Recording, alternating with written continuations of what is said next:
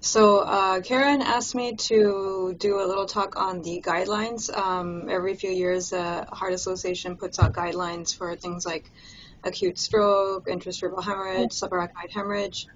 And then recently, they came up with their updated guidelines for subarachnoid hemorrhage. It had been quite a while since they had updated these specific guidelines. There actually weren't too many new recommendations compared to the old guidelines, but they did update some of the literature that supports these recommendations. Oh. Okay. Okay, so for this presentation, we will do multiple choice and polling. So this is going to be the app, the link to the app, but later on when it's time to do a multiple choice polling, it will have a QR code also. So stay tuned. Okay. Interactive. This is an interactive session. Yeah.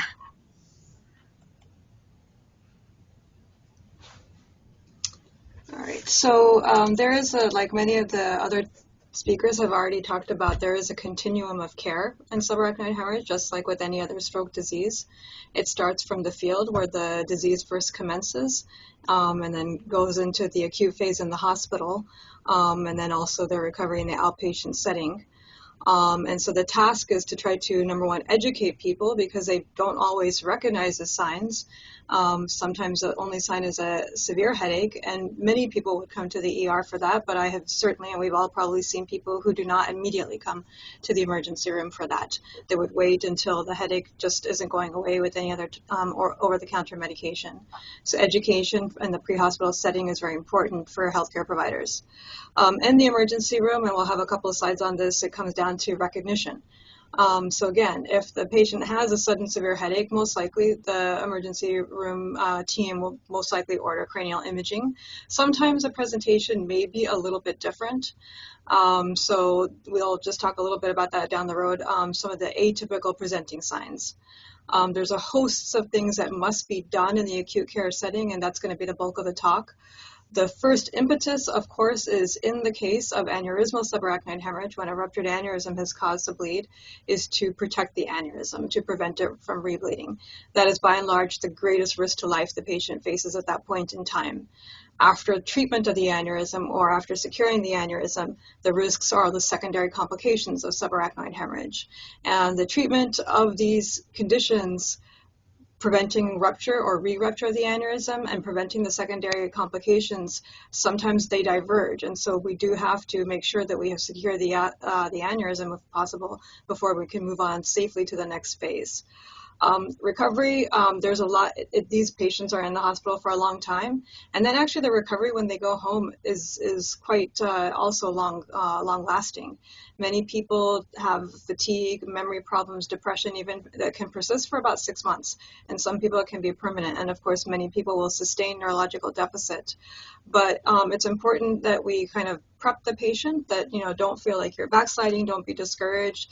Everybody goes through this, and Katrina Woolfolk, one of our stroke nurses, runs our stroke support group, and I think that's been beneficial to people to just hear from other survivors to know that whatever they're experiencing, they're not alone.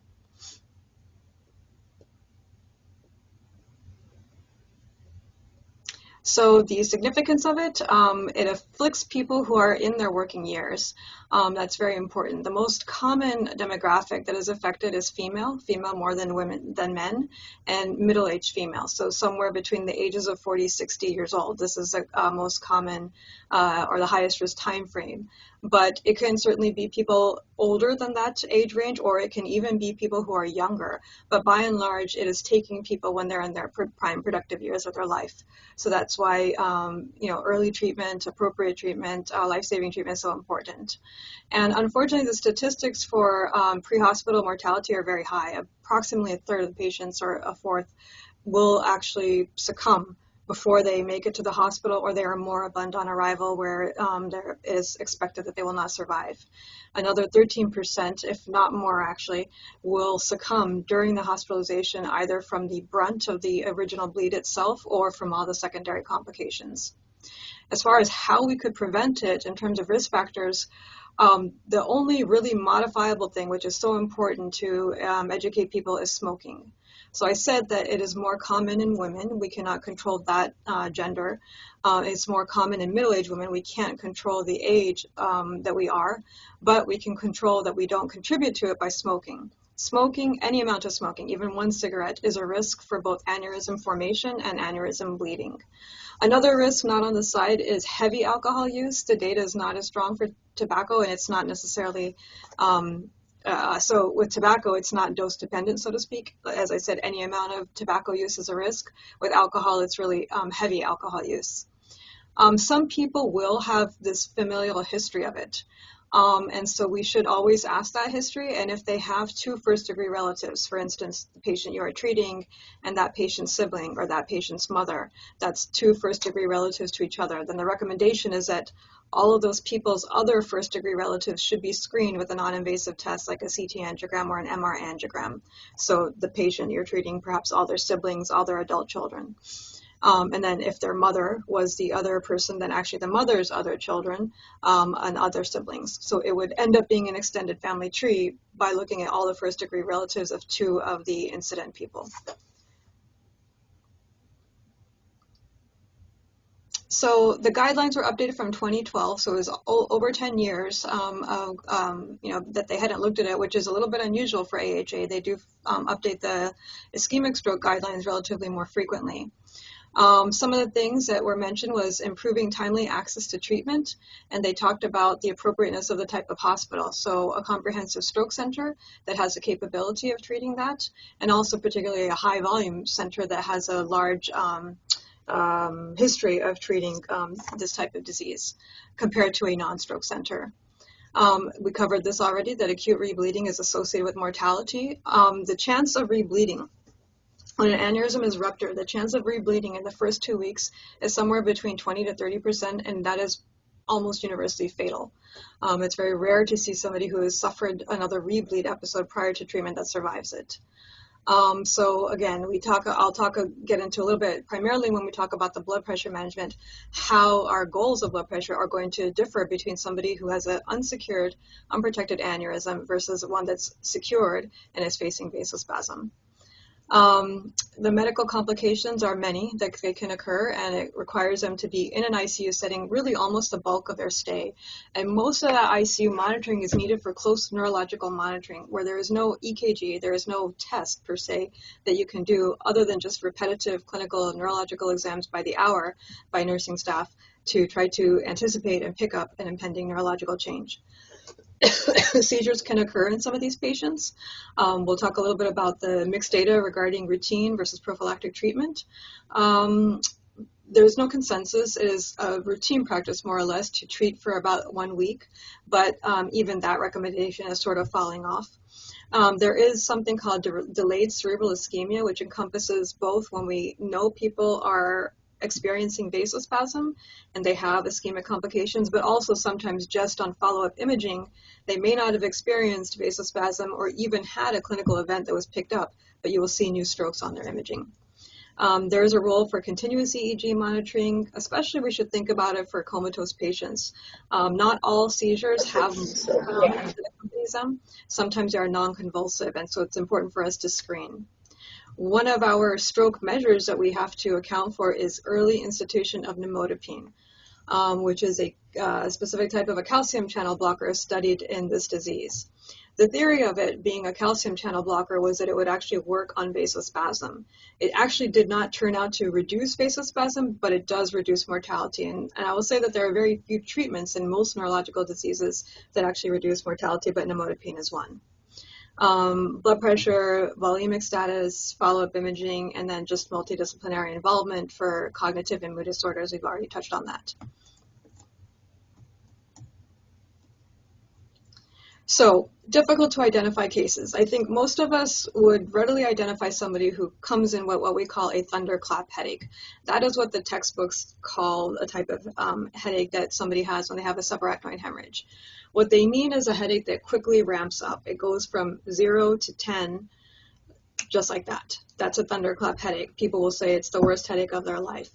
Now, there is a co-association that people who have aneurysms have higher frequency of migraine and vice versa. So, but it's not necessarily that the aneurysm is causing the migraine, and it's not known if some phenomena of the migraine induces formation of the aneurysm. But this can become difficult because these are people who may have history of headaches, and they don't necessarily want to be running to the emergency room every time they get a migraine. So we have to tease out that history in the clinic, in the ER, to try to educate them really what the warning signs ones that they shouldn't ignore. And as I said, that's sudden severe headache. Other malignant signs of a headache are a headache that awakens you from sleep. So not necessarily that it was the routine time of day that the person wakes up and then they notice that they had a headache, but they're sleeping peacefully and then all of a sudden out of the blue a headache woke them up. That is a very malignant feature of a headache. They should call that would be impetus for us to look for subarachnoid hemorrhage or some catastrophic neurological injury, and certainly for them to call 911. Now, and then sometimes they might not necessarily have the headache. Sometimes they might have had a sentinel bleed a couple of days ago where there's a small hemorrhage from the aneurysm that is self-limiting and may not even be detected on imaging. And so they might have had a headache that resolves. So then in between, they don't have another headache until, again, the aneurysm ruptures. So if they happen to come into the ER in that time window where maybe the headache came, it wasn't that severe, they might have other signs, particularly signs of meningismus. So we know that the subarachnoid space, it bathes our brain, our spinal cord, and it flows around these structures. And the place where the meninges are very tight is in the cervical spine and the lumbar spine. And so neck flexion will stretch the meninges, and that's what causes the pain in these people or neck stiffness. So sometimes they might have signs of meningismus. And then also the Brzezinski sign is where you have a person in the supine position. The examiner would take their leg and raise it up in a flexed at the knee position and then straighten up the extended leg so that you're stretching out the hamstrings. And that will stretch the lumbar meninges, and that can also cause some pain. Other atypical presentations, sometimes people will have just this nonspecific feeling of dread, that they felt unwell.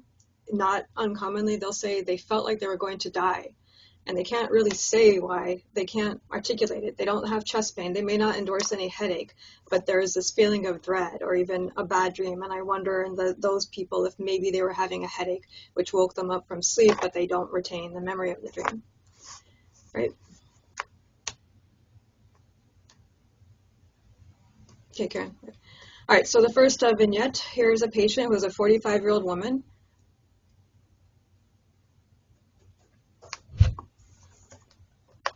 The slides disappeared.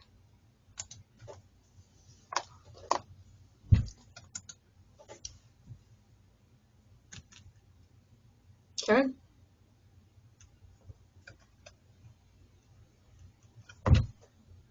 Okay, so we're gonna try to get to the voting. Hold on. Dr. J, you want to read it while I switch to? I don't have the slides. Oh. You're controlling the slides. So vignette 1 is up. Okay. Patient presented as walk-in in ED triage.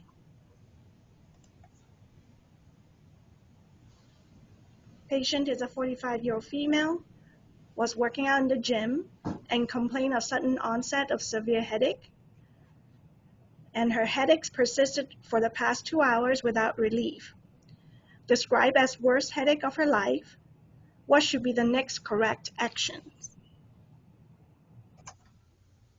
So there is, for all the attendees, there's a QR code on the screen.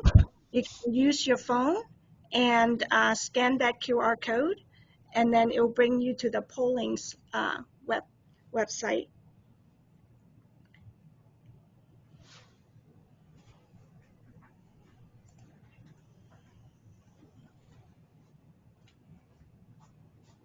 You want to try?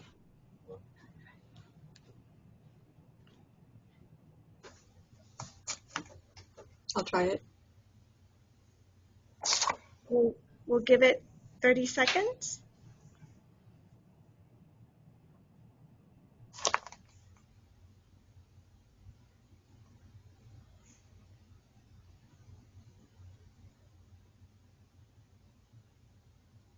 You know, there's no submit button after you It's go auto, to. it's automatic. Oh, okay.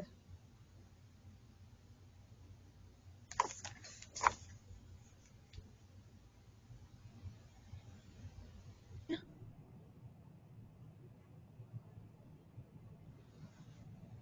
10 seconds. Because we already. That's fine. 10 seconds.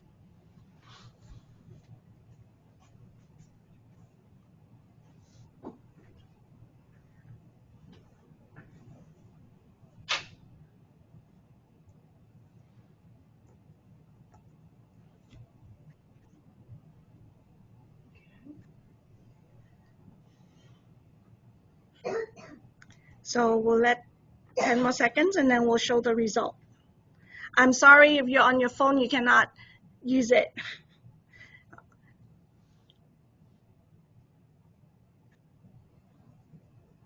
All right. Show the result. Oh,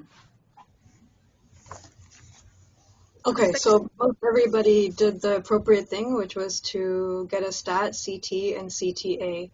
I can see why many people picked C, because you're thinking you have to get the patient in and do an assessment. But really, as in the case with ischemic stroke, everything hinges on the image. So when we're delaying to get registration done, when we're delaying for labs to get labs on these people, we're really failing to do the diagnostic test that drives the rest of the management.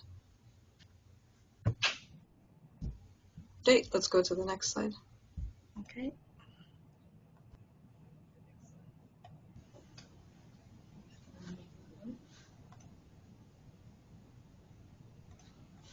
All right.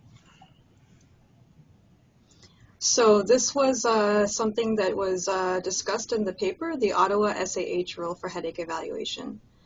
So it was kind of a guide for people who maybe aren't the typical type of demographic by age, et cetera, that would present with a subarachnoid hemorrhage. So they're trying to pick up the signs that would just lead you to, doing a CT scan to detect this. So let's say you have a patient who is over 40. They have neck stiffness, witness loss of consciousness, onset during exertion. That's another thing. And exertion could be anything from a bowel movement, a vomiting episode, weightlifting, even coitus. These are all well-described things, and I'm sure all of us have had patients who have come in with the headache during onset of those, and during any of those activities. So all of these types of signs and symptoms deserve or warrant getting head CT for subarachnoid hemorrhage evaluation. Okay.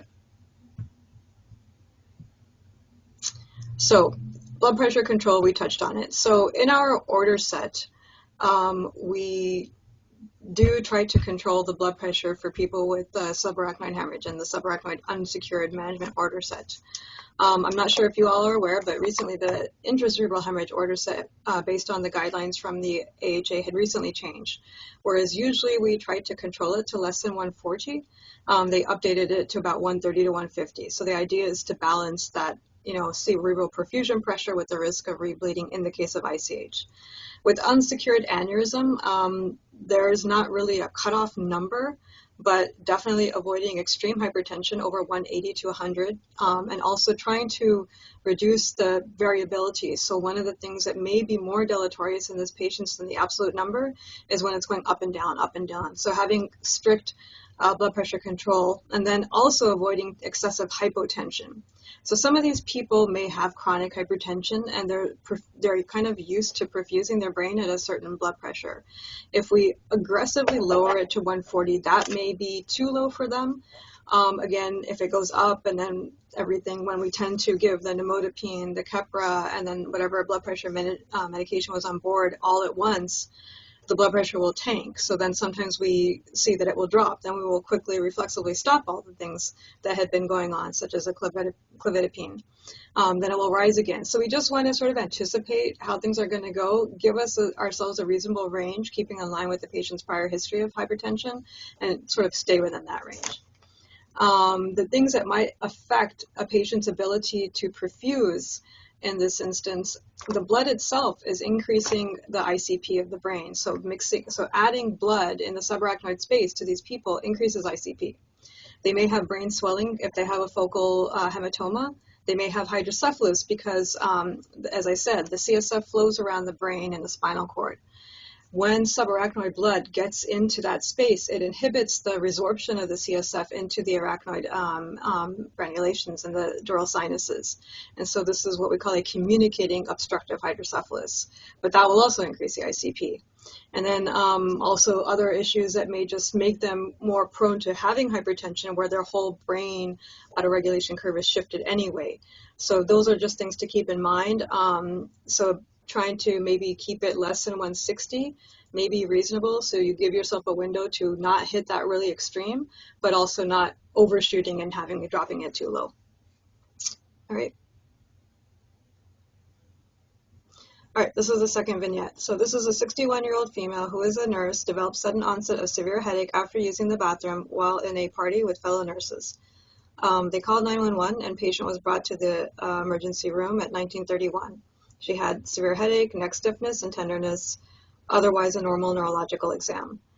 She does have past medical history of hypertension. The CT was done roughly 1.5 hours, demonstrating what we would call this Fisher 3 pattern of hemorrhage, diffusely thick 5 millimeters of blood in all of the basal cisterns and all of the lateral cisterns, which are those that extend from the center laterally towards the edge of the brain.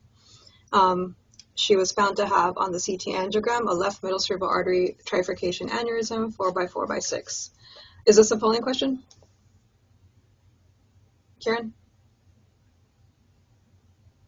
Yes, it's a polling question. We're going to the poll.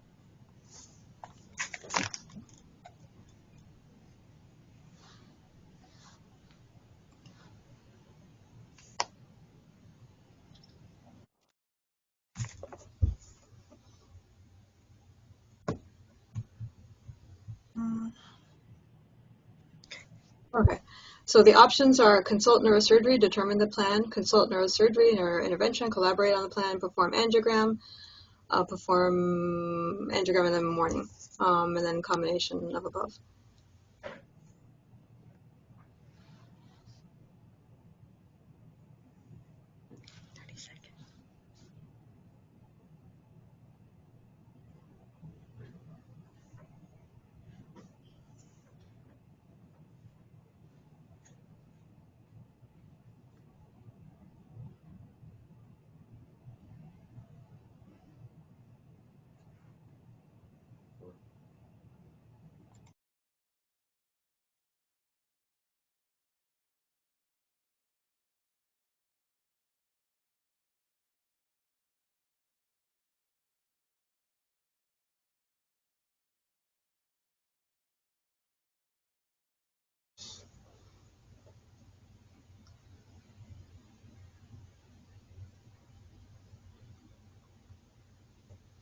Okay, so most people said the B and C option, collaborative plan, angiogram, stat embolization. So with middle cerebral artery aneurysms, the treatment, as you know, it can be either surgical clipping or endovascular embolization.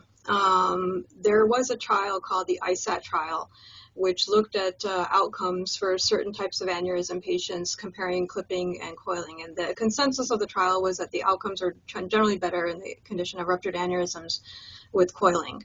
However, there were some caveats. So to enter the trial, you had to have clinical equipoise, meaning that an aneurysm could just as well be treated by coiling, could just as well be treated by clipping. And there are certain aneurysms which are not such.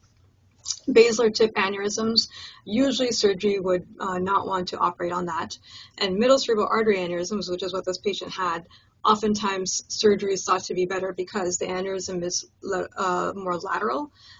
It's relatively easy to expose by splitting the sylvian fissure, the frontal lobe, the temporal lobes, to gain access to it.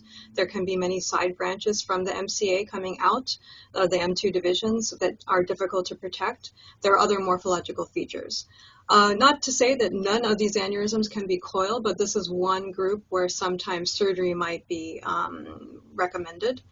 But it all depends on the actual image of the aneurysm and the shape, what we call the dome to neck ratio. Do you want to go to the next slide? Okay. So the important thing, though, is that the timing is whatever treatment modality, the treatment should be done within the first 24 hours. Now that you will be a little bit hard pressed to find an exact paper proving that in the literature.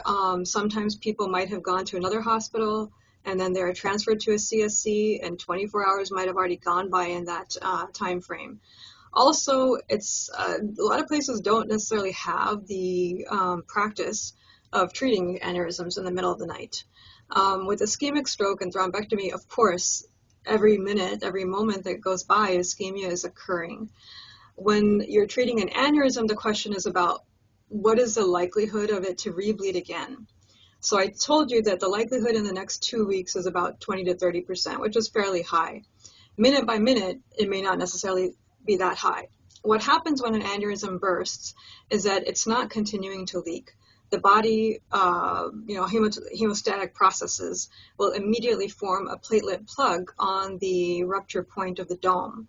We know that that's not going to last forever, and so the goal of the securing procedure is to try to repair the aneurysm before that gives way.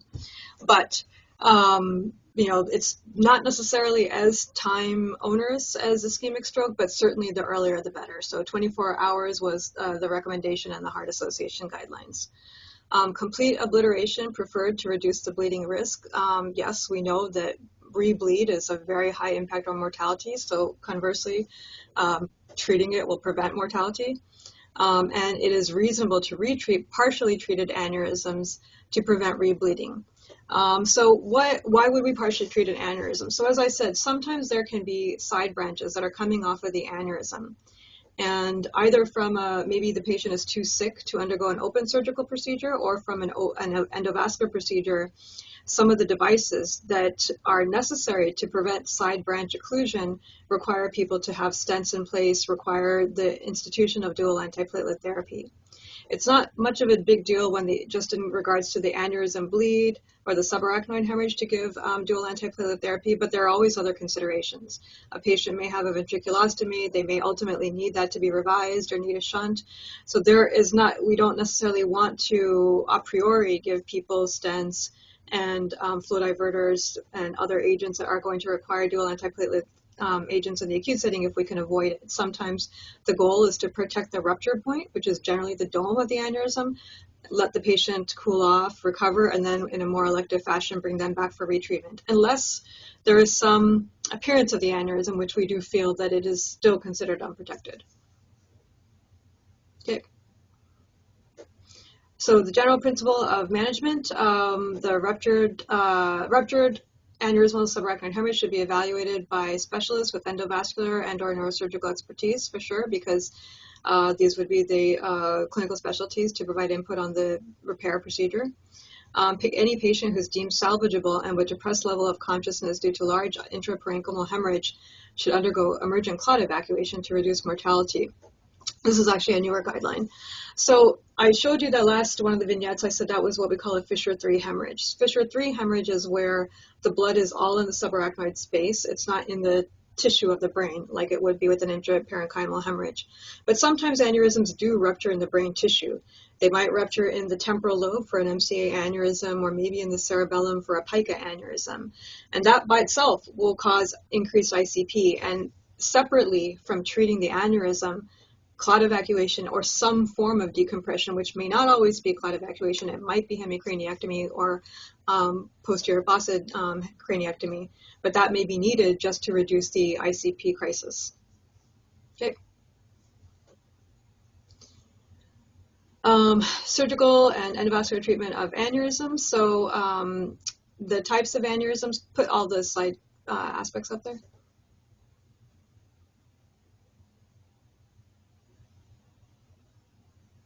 All right. So most of the time, and all the pictures in this example are all talking about a saccular aneurysm, meaning that the aneurysm is what you can see in all of these pictures. It's just this focal outpouching of an otherwise normal blood vessel. But sometimes an aneurysm is not one discrete place. The entire blood vessel is very dilated, and this can happen with the basilar artery. Sometimes people will have just dilation of the basilar artery up to diameters of 2 centimeters, which is extraordinarily large. And this is a very difficult disease to treat. the mortality of just presenting in the hospital with that disease is almost 90% or more fatal. So these are people who will come in quite well with minor neurological symptoms of stroke or sometimes minor bleeding, and then they develop both stroke and hemorrhage at the same time. And as I said, the treatment of these two things is quite diametrically opposed. If somebody has stroke, we're going to put them on blood thinners. If somebody has a bleed, we're not. And those are people who unfortunately are presenting with both pathologies at the same time. The treatment of that requires completely reconstructing the vessel with flow diverting types of devices, which are actually considered off-label for them. So then the other types of aneurysm, the way they dichotomize it is in the location. So there are anterior circulation aneurysms and posterior circulation, as I said, the basilar artery. So basilar artery is generally a type of aneurysm where more often than not, it would be extremely rare for neurosurgery to recommend clipping on those locations. The reason being is that this is perfusing the brainstem and the reticular activating system and all the basic consciousness mechanisms of the brain. There are all these perforators that come off there, and you can't really temporarily clip the basilar artery for flow control. You risk just widespread brainstem ischemia. So the morbidity rate from surgical procedure can be high with posterior circulation. And then anterior circulation, it just depends on the location, the morphology, and patient factors, frankly. Sometimes people might have an aneurysm that could just as easily be clipped, but the patient might have uncontrolled medical disease, bad COPD, etc. But then, as I said, with the ISAT data, that did give us our first randomized data to show the benefit of coiling in general for those patients with equipoise over clipping with improved one-year outcomes. Okay.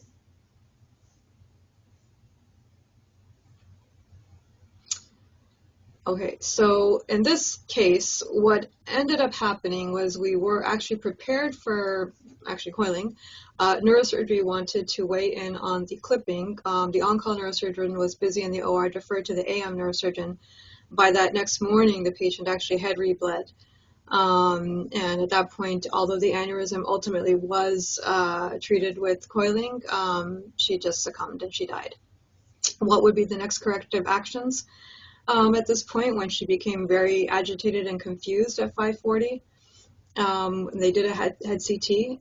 This is a head CT up there. You can see there's some hydrocephalus that's beginning.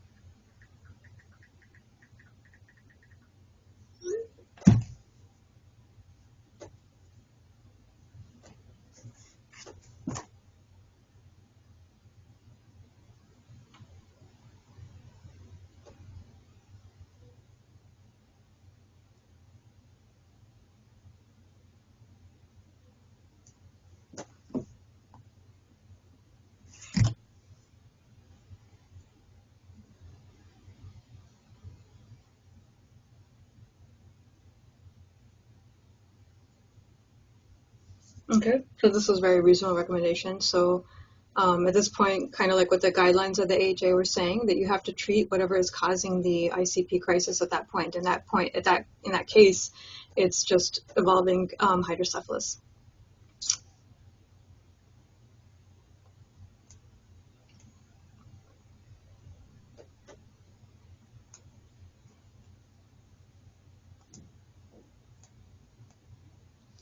So management of hydrocephalus. So basically the treatment of that is ventriculostomy, CSF diversion.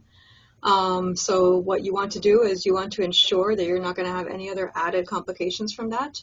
Anytime you have to break the skin and take something from outside to inside the patient's body, no matter what it is, even a peripheral IV, there's obviously risk of infection. But this is something where it's going to the brain, and so the infection risk is much more severe because it can cause meningitis in a patient who really can't tolerate to have anything already on top of the subarachnoid hemorrhage. So that's why bundles have been devised to try to just improve the practice, reduce the instances of EVD-associated infection. And so what it entails is having all the materials that you need in a one centralized location so that the provider is not having to run or the staff is not having to run to piecemeal to bring things together. That just improves having everything at hand, probably reduces the procedure time, makes it more fluid. Of course, following aseptic practice with skin preparation, antibiotics at the insertion, and then this had been a subject of great debate in our own hospital about ongoing antibiotics. There's actually not data that they need ongoing antibiotics, these patients, for the entire time the EVD is in place, but definitely they need it when the EVD is first placed. Dressing is important. It's a difficult place to dress. There's hair. It's not that easy to have something to stick, but we do have to do our best to try to put a dressing that's adherent, that will sort of hold the drain in place, not interfere with patient care. This is now a tube that's coming out of the head, going to the side in a room that has many IV poles and things and ventilators, and we have to know that these things are going to interact with each other, and we just have to be mindful of the setup. In a forward fashion. Sometimes we do need to access the system to sample the CSF, and that can also be done in a sterile fashion from the access port, which is at the bottom of the buretrol before it exits into the collection bag. Education, provider training so that people adhere and buy into the bundle, and also the staff so that they can also be partners to remember, to remind the provider to give antibiotics, etc. All of this is important. Okay. So other medical complications with subarachnoid hemorrhage. Almost universally, these patients at some point in their stay are going to have fever. And most of the time, it's not from an actual infection. So one point I like to make is there's something called a neurogenic fever. That is a little bit different. That is a patient who has severe brain injury where the hypothalamus is affected. These are people who usually are going to develop brain death. Because their fever center is affected, the temperature will rise to very, very, very high levels. But everybody who has a neurological disease, who has a fever and doesn't have an infection, that is not always a neurogenic fever. What's happening is that this disease, subarachnoid hemorrhage, is actually causing systemic inflammatory response. It's affecting the whole body, and there are other mechanisms by that the fever is developing. It's important to control it because fever on the brain increases neuronal metabolism in a patient who's already vulnerable to neuronal metabolism, so we don't want them to have fever. The mainstay should actually be, before we put surface cooling devices on the patient, would be to do endogenous things that cause less shivering. So simple things. Most of these people have some sort of maintenance fluid going. Try to chill the IV fluids. If the patient has an NG tube in and you're flushing the NG tube every so often, just using a crushed ice slurry, that will help to control the fever before you might have to resort to a cooling blanket, or at least the cooling blanket will not have to work so hard. Any sort of contact cooling method is definitely going to cause shivering. Some tricks to try to deal with that are non-pharmacological. Most of our sensory receptors for temperature are actually in our hands and our feet. That's why we wear mittens and socks when we get cold. So even though it seems counterintuitive that you're cooling the patient, but then at the same time you're trying to warm them, you can put socks on the hands and the feet just to sort of dampen that cold response. And then also warm air hugger or even humidified face tents, blowing hot air towards the face, or warm air to the face, would be another trick to try to tell the body that it's actually not that cold, but you want most of the cooling contact on the trunk so it would actually bring down the fever. VTE prophylaxis is very important.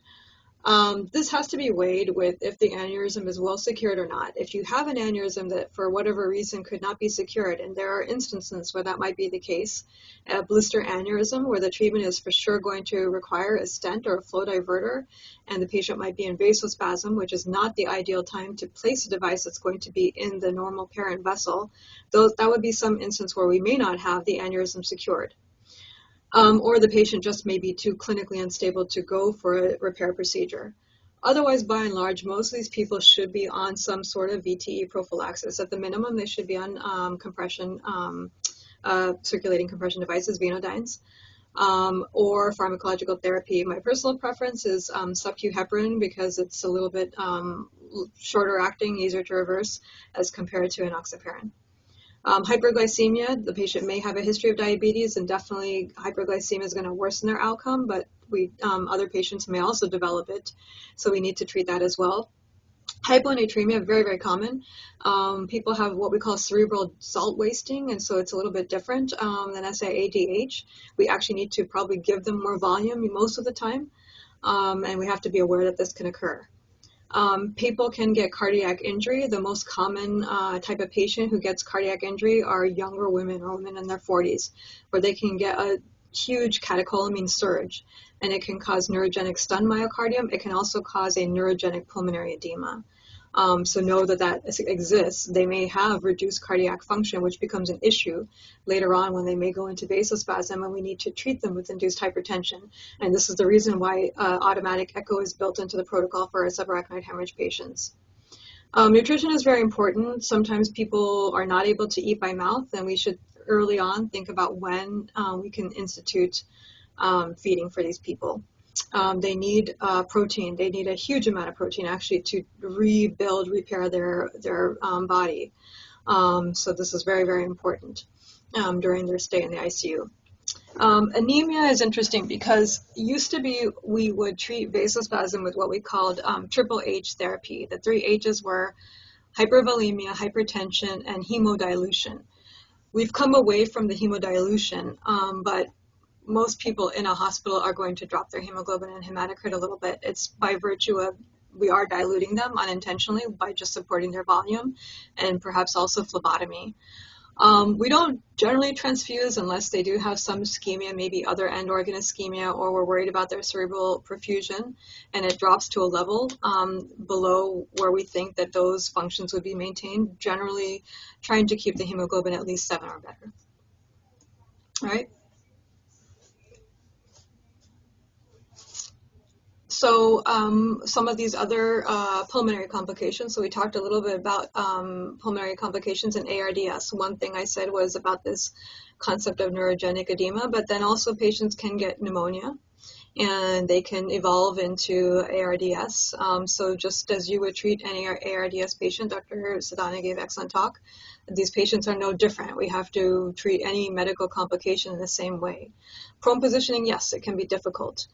You have to weigh, though, how many days are you going to have suboptimal management of the patient because we can't do the optimal thing for their lungs. So if you feel that prone positioning will drastically improve their lung function, which will improve their oxygen exchange, which would be better for their brain, maybe a short period of time or at least intermittent prone positioning might help you earlier get over that hurdle so that we don't then have to expose the patient to maybe prolonged sedation and things like that.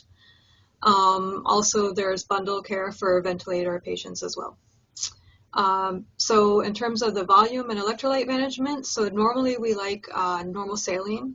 Lactated ringer would probably be also another good option, but we would avoid half normal saline or dextrose-containing fluids, both because of the risk of the hyperglycemia, but also because this can also worsen cerebral edema by shifting fluid balance towards the interstitium.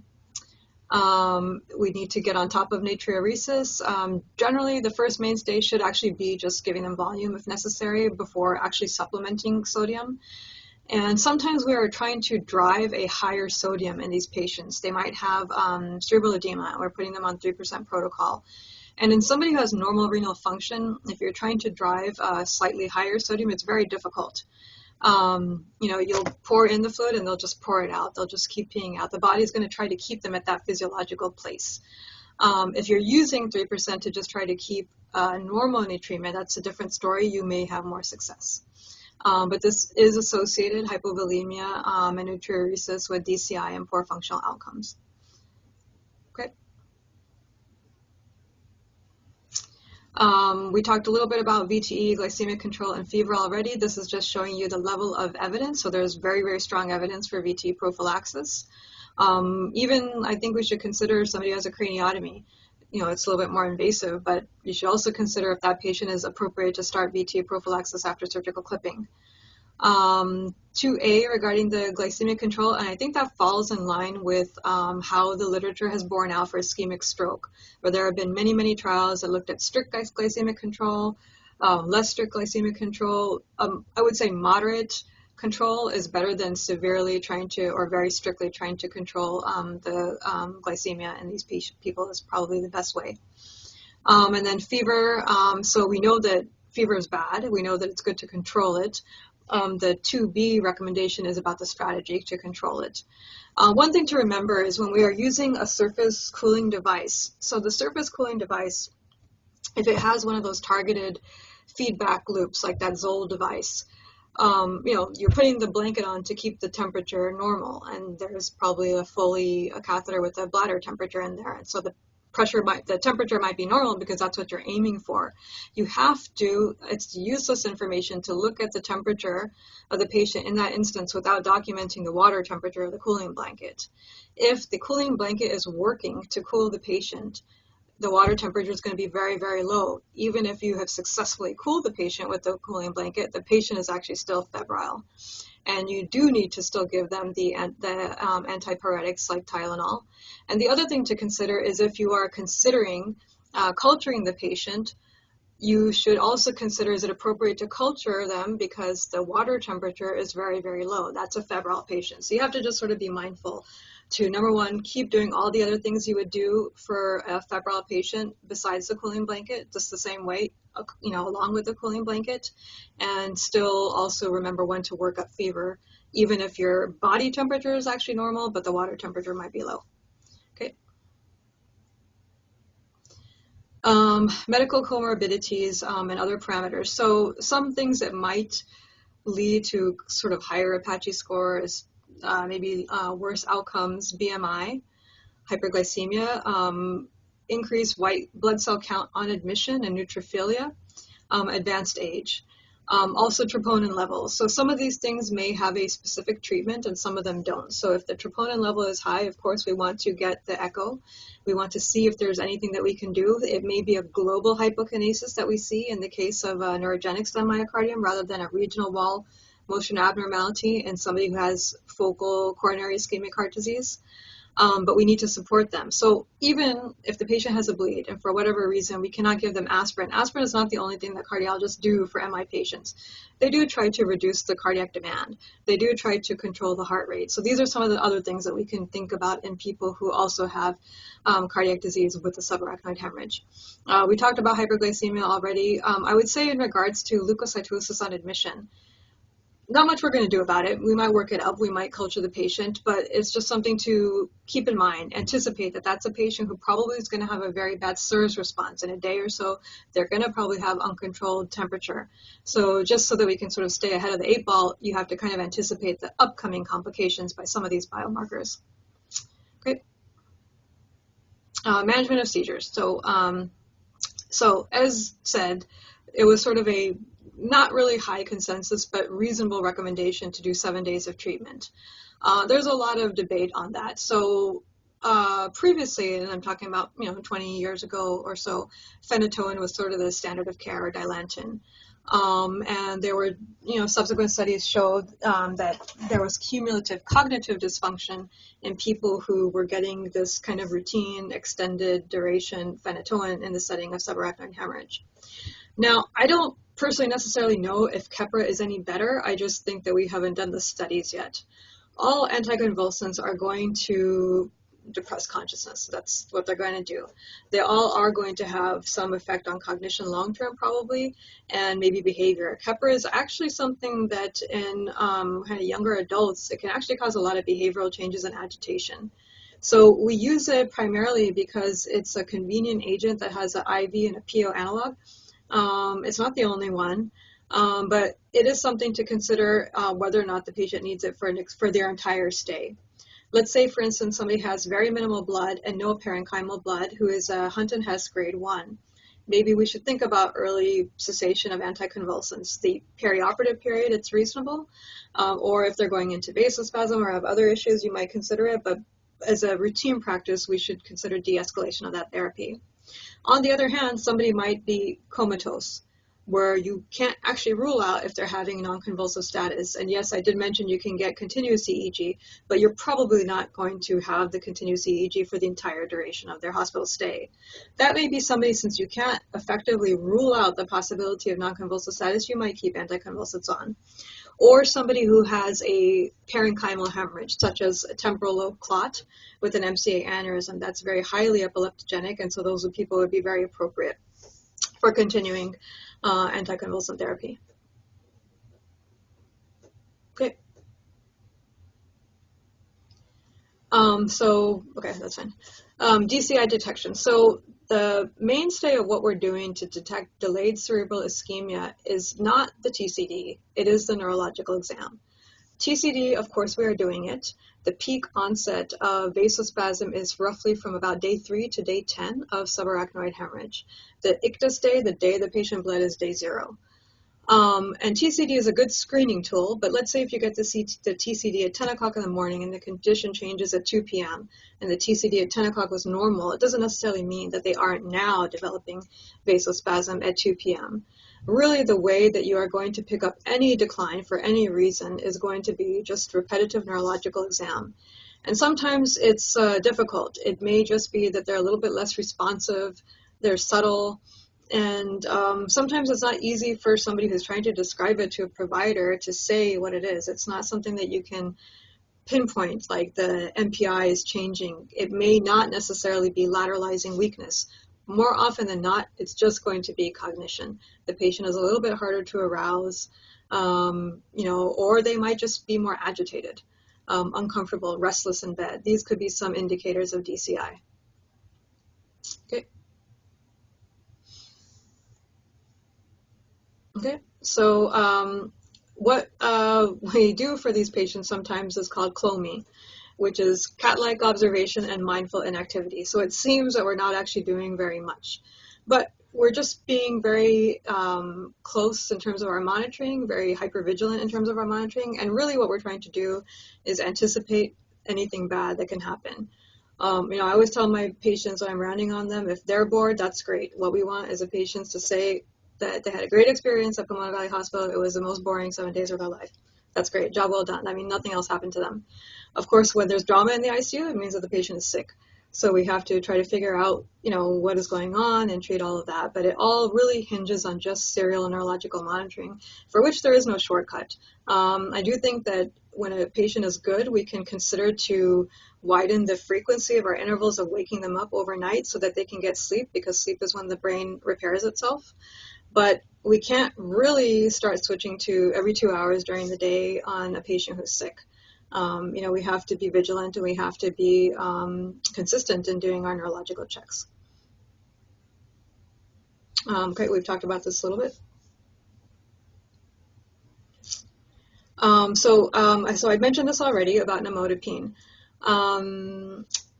So it was used, the idea of it was treat vasospasm, but when they did the original nimodipine trials, the patients actually had the same rate of vasospasm. And by the way, vasospasm is actually quite common. So probably 70% of the people who have a subarachnoid hemorrhage, if you were to do an angiogram on all those people in somewhere like day 5 or so of their hospital stay, probably 70% of them, you're going to see angiographic evidence of vasospasm. The angiogram is going to be more sensitive than a TCD. It's not feasible to do an angiogram on somebody every day, so TCD is non-invasive, easy screening tool. But you could miss some vasospasm with TCD, and you can miss it sometimes even on the angiogram. There might be very distal vasospasm that you don't see per se in terms of the size or the caliber of the vessel is reduced, but when you compare it to maybe their prior study, you'll see something what we call the transit time. The time it takes to go from the arterial to the venous phase is a little bit longer. That can be a marker of distal vasospasm. So nimodipine does reduce mortality. I would say that our main issue in the United States is we don't have IV nimodipine. They do have it in Europe and other places. So sometimes when the patient comes in, they do not pass their dysphagia screen. What do? We want to give them the nimodipine. Pharmacy's on the line. Maybe they can weigh in at the end of this talk. But actually what I was trained in my fellowship is the capsule. You can just take a large bore needle and aspirate the contents of the needle. And the contents is very, very little. You can just give it under the tongue. So it's sort of like a sublingual delivery. So it is a little bit semantics. We are trying to kind of still adhere to not having a follow on dysphagia screen and giving something PO, but you have to look at everything. Like a lot of the times the people who we have automatic fail on the dysphagia screen might pass the next day. What's the risk benefit from a very tiny amount of a sublingual medication versus the risk benefit of them not receiving that medication? We just have to kind of document our rationale. Statin and magnesium, there was a lot of data, or I would say trials, looking at those for treating vasospasm. They haven't really borne out in terms of the, just the clinical proof. So there's rationale. There's, you could think of how they might work, especially magnesium, because it's a direct vasodilator. And we know that it's relatively safe in the brain because we give it routinely for women with preeclampsia. But we just don't have the clinical trials, and so there is just not the data to suggest that it should be routinely done. Okay. Imaging. So imaging pertains to checking that the treatment to secure the aneurysm was effective. So when you're doing an endovascular treatment, the whole procedure is image guided, so you know what the aneurysm looks like at the end. And it may be secured. That's great. You don't need to get a follow-up image on that. We do usually do delayed imaging at about 6 months for ruptured aneurysms because we know that, especially with coil embolization, there can be this concept of what we call coil compaction and recanalization. So on this picture, the coils look like they are taking up most of the space in an aneurysm. But if you imagine, like when you pack a suitcase, you're trying to go on a trip, and at first it's really hard to get everything you want in the suitcase. But as time goes by, things kind of settle, and you might be able to squeeze a couple more things in there. So the same process is happening here. The blood is continuing to flow in the normal blood vessel, and probably the virtue of that blood flow is just compacting the coils closer and closer together. And so whereas this looks like the aneurysm has what we call Raymond 1 occlusion, no filling, there may be some neck remnant in about 6 months, sorry. So it is important to do follow-up delayed imaging on these people. Now with clipping, it's not image guided. They do something what they called endoscine angiography, so they can give this fluorescing angiogram agent that will kind of light up the blood vessels, and they can get a sense if the aneurysm is filling or not. It probably doesn't have the resolution of a CT angiogram or a catheter angiogram, and so they should be followed at least with one, at least a non-invasive imaging modality like a CTA.